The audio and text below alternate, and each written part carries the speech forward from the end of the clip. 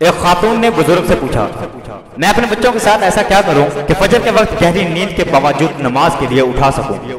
बुजुर्ग ने कहा, तुम उस वक्त क्या करोगी कि बच्चे जब गहरी नींद सो रहे हों और घर में आग लग जाए। खातून ने कहा, मैं उन्हें जगाऊंगी।